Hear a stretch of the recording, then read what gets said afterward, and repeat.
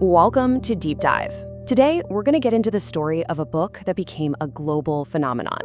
We're here to unpack the core narrative of 50 Shades of Grey and really try to understand the relationship that captivated and, let's be honest, complicated millions of readers. So, at the very heart of the story is Anastasia Steele. Just think of her as a shy, pretty, unassuming literature student who's right on the edge of graduating. Her life is, well, it's completely and totally ordinary. Until, all of a sudden, it isn't. And this just perfectly sums up Anna at the beginning, doesn't it? She's stressed about finals, she's frustrated with her unruly hair, and she's just a little bit annoyed at her roommate for getting sick. She feels real, down to earth, and so unprepared for the man she's about to meet.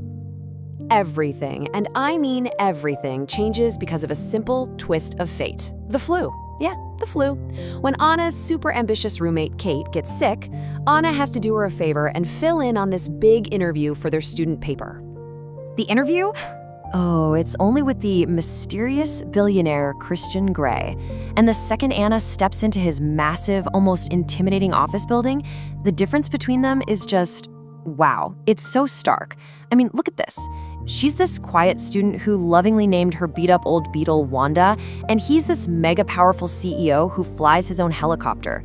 You can just feel that power imbalance from the very first moment they meet. So when they shake hands for the first time, there is this undeniable spark. It's a literal jolt that runs right through her, something she has never felt before in her life. And Anna, she just brushes it off as simple static electricity. But we know, don't we?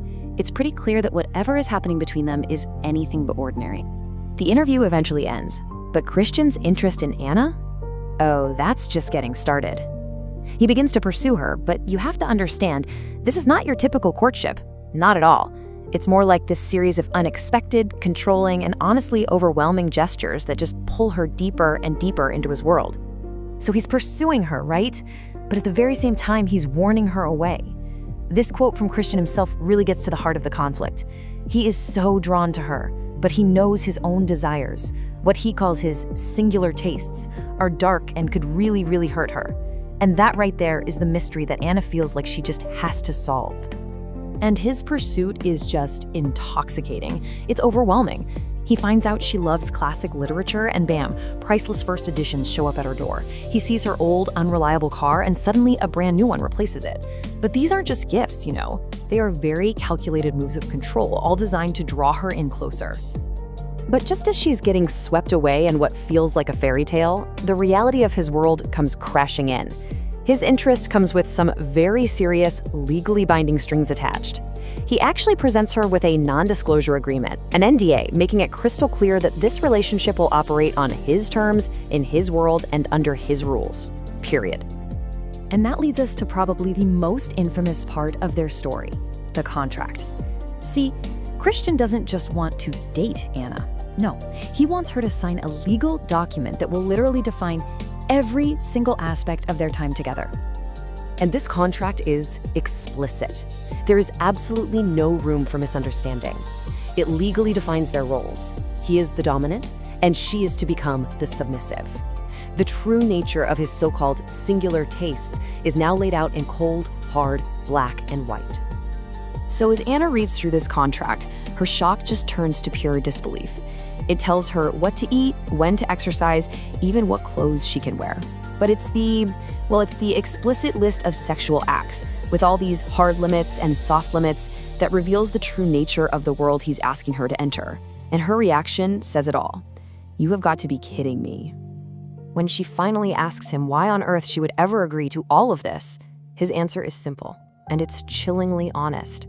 This is the absolute core of what he desires. It's not just about the physical acts, it's about the psychological dynamic. He wants her to want to please him. And then he tells her where the terms of this contract would be carried out. It's not his bedroom, it's a special dedicated space that he calls his playroom. But then he tells her its real name, the Red Room of Pain. Now, despite her fear, despite every rational instinct screaming at her to run, Anna's feelings for Christian are they're too strong. She feels like she can't walk away without understanding him. So she makes a choice. She agrees to see his world firsthand, and this leads to the absolute, pivotal, defining moment of their story.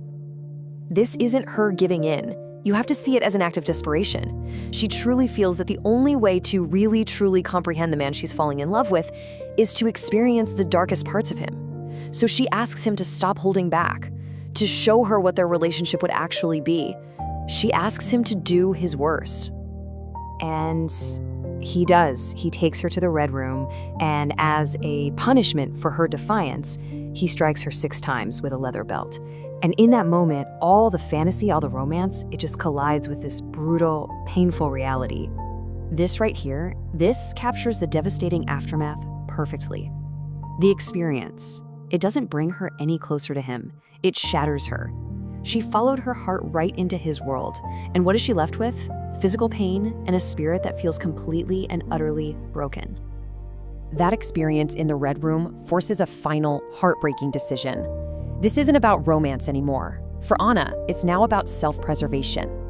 And she finally understands the fundamental, unchangeable truth of their relationship.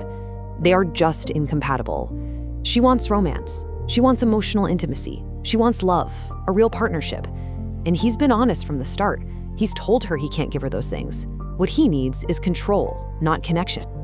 And so, she makes the only choice she really can.